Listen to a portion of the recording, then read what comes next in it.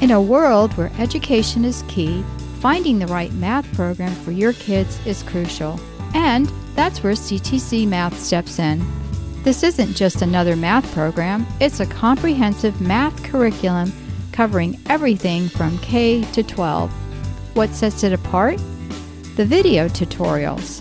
They're not just educational, they're engaging, breaking down complex topics into bite-sized, understandable pieces.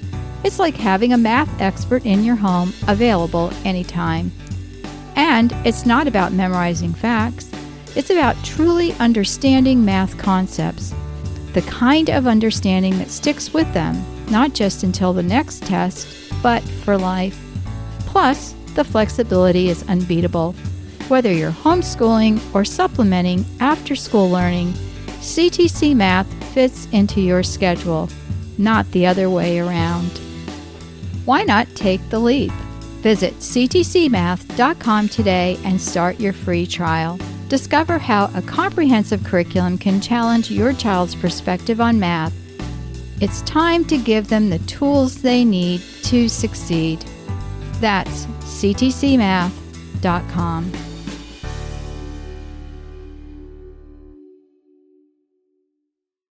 You got boys, you got competition. You do have That is competition. very likely. They love competition. I don't think that's necessarily a bad thing. No, I don't, but it can get bad. So how can you make the competition something that can be beneficial even?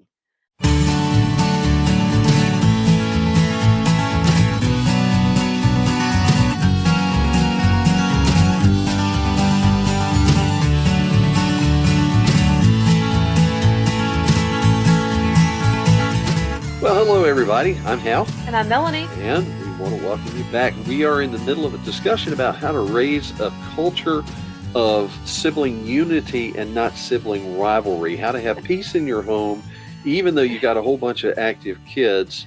Even if you have 6 boys in a row like we did. Yeah, learn that. Well, you got boys, you got competition. You do have That competition. Is very likely. They love competition. They crave it. In fact, these non-competitive games that they played in PE by the time. They're not even games. Yeah, they where don't count. Like, you play with the parachute material and everybody lifts up the parachute and then it floats down and then everyone lifts it up and it floats down. I never figured out how to score that. You don't. Everybody wins. It's just beautiful. No, nobody wins. If everybody wins, nobody wins. A guy did not make that up. They did not. No, they did not. Okay. Guys want to win. And they want to test their strength. They want to know where they fit in the pecking order. They want to know how strong they are and are they able to stand up. I don't think that's necessarily a bad thing. No, I don't, but it can get bad. It can be bad. And within a family, it can be dicey because you've got all different ages. Yes. And you may have a 17-year-old son and a 5-year-old son, and neither one of them wants to recognize that the other is different. The 5-year-old wants to take on the 17-year-old, do everything 17-year-old does. The 17-year-old gets upset at the 5-year-old and wants to knock him and wallops him. Wallops him in the next week because he's like, wait a minute. You weigh 195 pounds and this child weighs 45 pounds. Excuse me? He stepped on my foot. You don't realize, wait a minute, there's a big difference here. Yeah, they don't see it. They just see each other's siblings. So, they can't see the differences. So how can you make the competition something that can be beneficial even? And one thing is they can compete against themselves. Okay. Beat your best time. Let's all see if we can beat our best time. Well, you do that with their math worksheets. I'll pass out math worksheets, 100 sheets. Yeah. In our family, if you can do 100 sheet in less than 5 minutes, from addition, subtraction, multiplication, division, you get to use a calculator.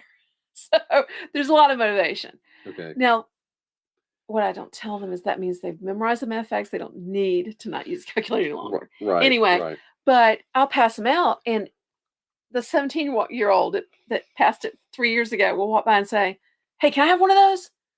He just wants to compete. He wants to see how well he can do.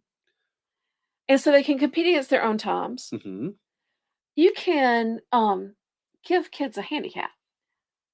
Okay. Like, for example, if they are competing on throwing the football in the front yard, Right. the little kid gets to start closer to the finish line than the kids in the back. Mm-hmm. Yeah. You know, the younger, the weaker child gets a handicap. You can also do is work it together as teams. Well, and we found that was really effective as the ages spread out. And what we would do, let's say you had 6 boys like we did, and they're ranging in age from like 18 down to what would the youngest be at that point? 6? And the boys were 14 years apart, so Yeah, 4 or 4, 5, 4 or yeah. 5. Okay, so you have the 18-year-old pairs up with the 4-year-old. Okay. Yeah. And then the 16-year-old pairs up with the 6-year-old. And you move them together like that. You squeeze them in so that the two that are in the center are paired up. But then the older they are, the younger they have as a partner. Because often the little kid just wants to shake the dice and move the man. And the Mhm. older kids want to get into strategy. And to pair them together like that allows everybody to get what they want.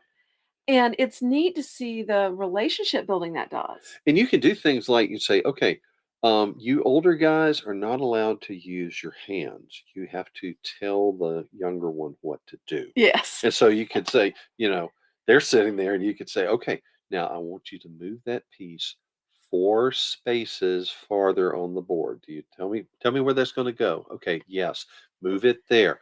And that's try that. That's a pretty good skill to be able to give directions. It is. And they've enjoyed that a lot. I was Hmm. so happy when we discovered that because for a long time our kids wanted to play games, Hmm. but the little kids couldn't play same games as the big kids, and it's hard. Yeah. And when we figured that out, then suddenly everybody wanted to play games all the time. Hmm. And they'd play Clue, they'd play Millborns, they'd play Monopoly, all kinds of different things. Hmm. And so I think that that's a healthy way to do competition. Okay. The important thing is to remind them too that ultimately they're on the same team. Yeah. That ultimately in real life they're on the same team. So just like you might have that games and competitions within our family were like scrimmages on a football or soccer team where we're Hmm. playing against ourselves so that we can increase our strength, but the real competition is out there. We've got a whole chapter about this in Raising Real Men, and we look at the biblical case that says that, hey, athletics and competition are biblical in Well, proper balance, that a they're lot of not something Christians to argue be, that they're not, though. well, But I don't see that in scripture because in scripture, mm-mm. God does not use a bad thing as an analogy for a good thing.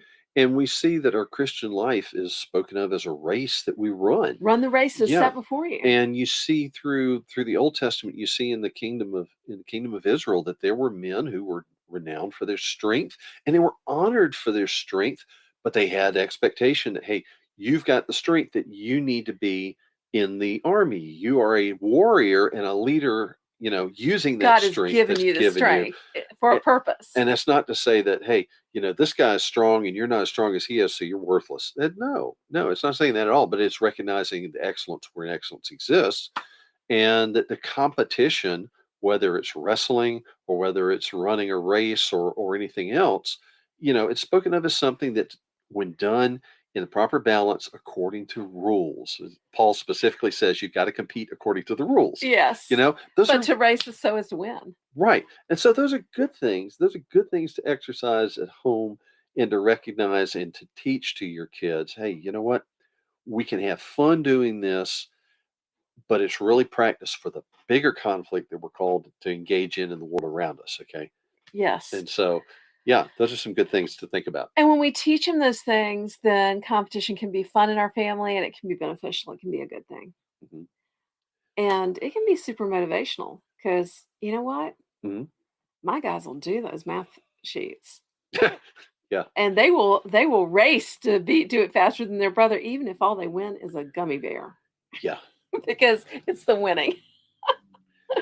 Well, that's a good thing. And In the next segment, Hal, I want to talk about how can you help kids to build relationship together? How can you mhm, build the positive part of relationship among your siblings, the siblings in your home? How can you help them to be on the same team and to become friends? Okay. Well, I think that's a good thing. We ought to come back after that break. And so that'll be in our third segment. And if you're just joining us in this one, jumping into the middle, we want to encourage you, look us up online at halandmelanie.com/radio. For our podcast, or raisingrealmen.com for our blog and resources. And you can call our listener response line at 919-295-0321. We'd love to hear your questions, and they will address them in a future podcast. Okay.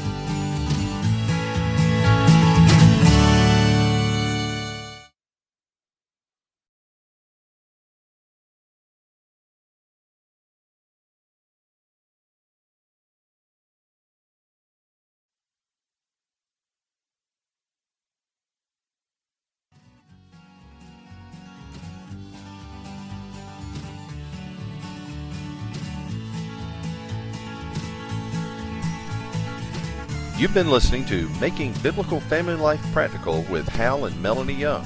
If you found this program interesting, challenging, and encouraging, why not join us on the web at halandmelanie.com.